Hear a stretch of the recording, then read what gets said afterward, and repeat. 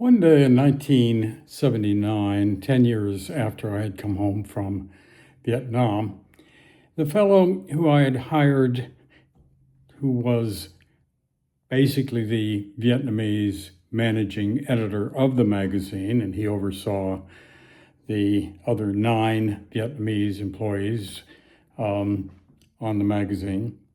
He walked into my office unannounced in Oklahoma, where I then owned a newspaper, several newspapers actually. And he stayed a week. And we talked about what happened after I had left, which was that the magazine did continue to be published. From that we'd gotten it up to 135,000 circulation by the time I left in early March or April of 1969. And it continued to be published, I think monthly, I don't quite remember. And probably continued out to around the time that the North Vietnamese overran and took the South Vietnam, which the official fall of South Vietnam was April 30th, 1975. This gentleman who I had hired and who I knew well and who I worked with, a very capable gentleman, it told me that when the Paris Accords were signed in Paris in 1954, which divided North and South Vietnam into 2 separate countries, and which marked the end of the French involvement in Vietnam. It came shortly after the battle at Dien Bien Phu in the northwest portion of what is now Northwest Vietnam. And at that point in 1954, the Americans began moving advisors in, assuming we didn't already have advisors there, which we probably did.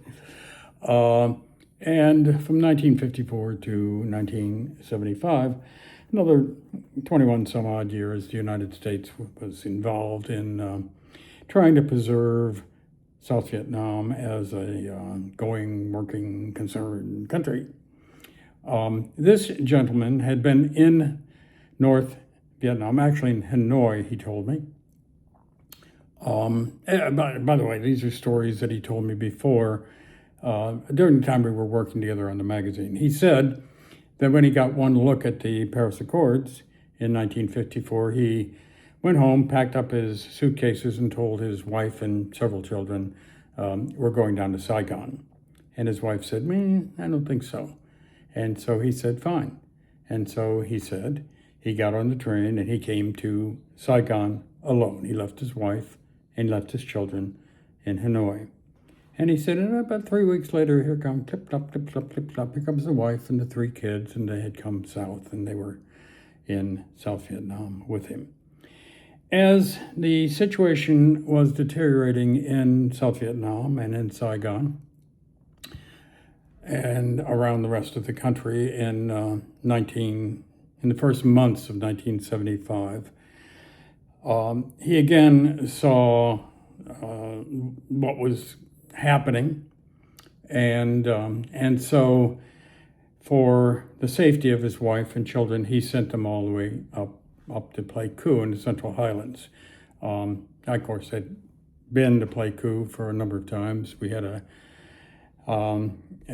company up there during the time that I was the head of intelligence for 2 Corps, about a third of the South Vietnam, and I would be in and out of Pleiku, looking at various issues with our intelligence issues up there at our company up there. So anyway, he sent his wife and children up to Pleiku because he was pretty certain that they would be fine there, and he was wrong.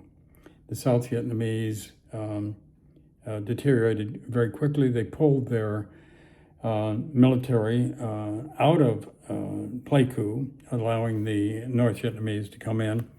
And when they did, according to this gentleman, they rounded up his wife and his children, and they murdered them. And at that point, he had been on the list, as had I and others, who the North Vietnamese, if they could lay their hands on, would like to kind of off us. I never paid much attention to that, but others around me, Vietnamese particularly, had. And in fact, one advisor to me, he called himself kind of the Associated Press of Saigon and South Vietnam, had summoned me one day and told me this was the last time we were going to meet. He was getting on a plane going to Hong Kong, and he wasn't coming back. And I never saw him again. So what that was in probably early 1969. Anyway, now this fellow gentleman was alone. His family had been murdered up in Pleiku, and he was next on the list. So he said it took him a couple of months, but he worked his way west into Thailand and eventually wound up in Bangkok. But nobody knew who he was, and so therefore the Americans were not of a mind to help him. And in fact, we abandoned an awful lot of people in South Vietnam, just like we did in Afghanistan, who had helped us and worked with us, and who, once we weren't there anymore, and once we didn't make sure that they got out safely, they were rounded up and murdered, executed, whatever. Anyway, they were done. So anyway, now this guy was sitting in Bangkok, and he eventually told me now he has arrived in 1979 in my office out in Oklahoma, unannounced one day, as I said. And he said eventually he got square with the American government. And they brought him to the United States, and they sent him to like North Dakota or somewhere where it's freezing his ass off. I mean, Vietnam is a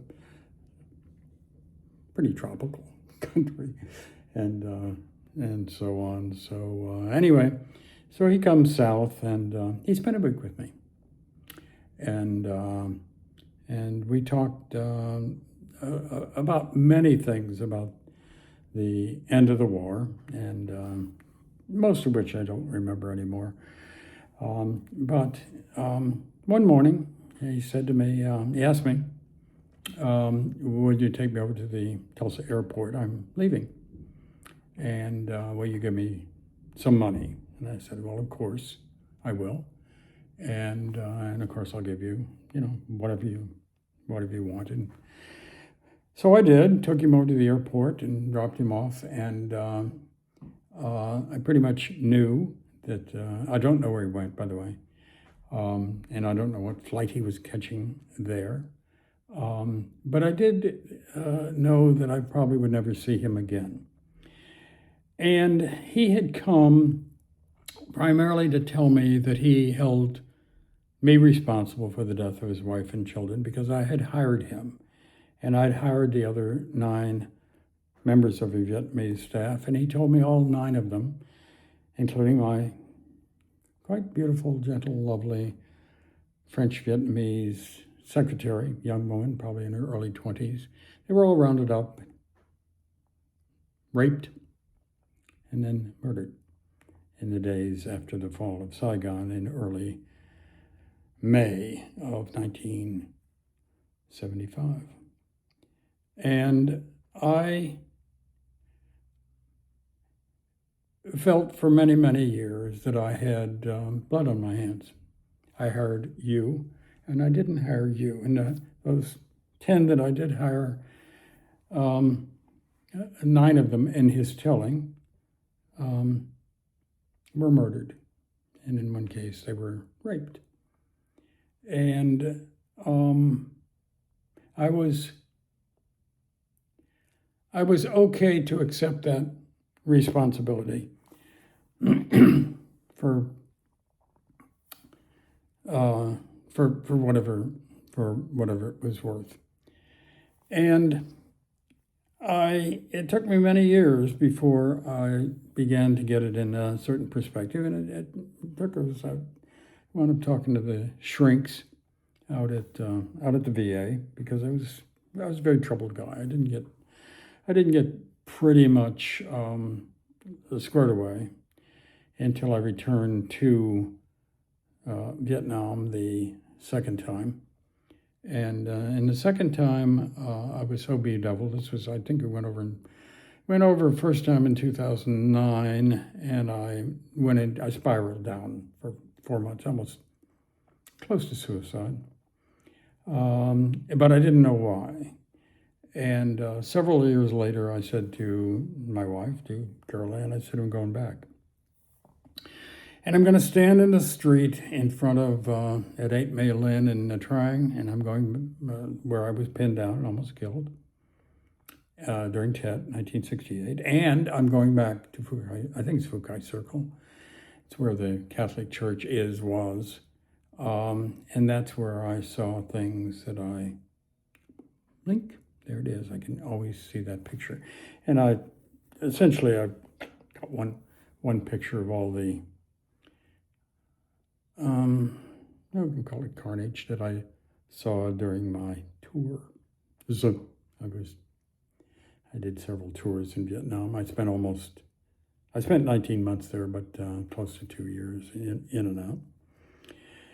And I'm going to go back to Phu Khai Circle. I'm going to stand there and I'm going to look at in what I saw that day.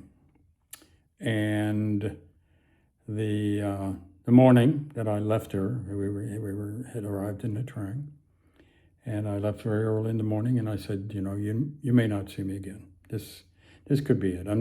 It's either you or me, guys. And they're talking about the memories, not Caroline. You or me, guys. I'm not going to live with these memories anymore. We're going to go stare them down, and if you overwhelm me, I don't know how the day ends, one way or another, but I do know that I'm not going to live this way anymore. Well, okay. So I went back to Phu Khai Circle and saw I reconstructed what I could see that day and during Tet, 1968. And I went back to 8 May Lin, and I stood there for a while. And then by 10 o'clock in the morning, I was back with Carol Ann, and that ended it.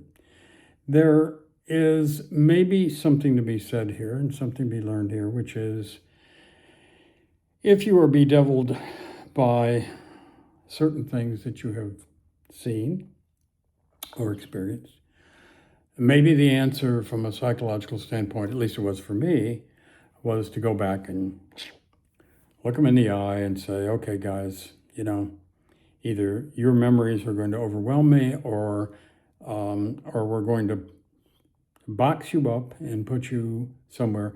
We're not even boxing them up, we're throwing them out, okay? So I can talk about what happened,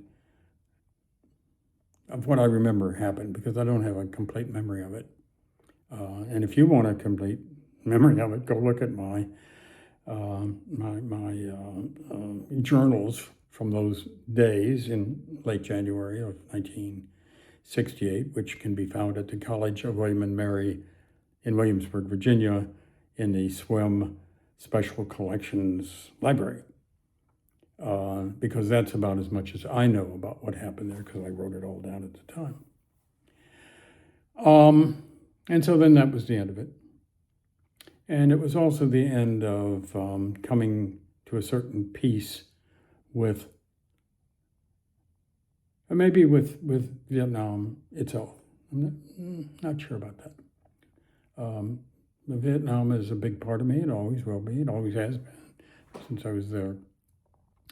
But as I was talking to one of the shrinks at the VA, who I went to because I said, you guys may not know what's going on, but if anybody does, you probably have some theories, because you got, 1.5 million guys who went to Vietnam, and you got 6 million in your program, and World War II vets, Korean.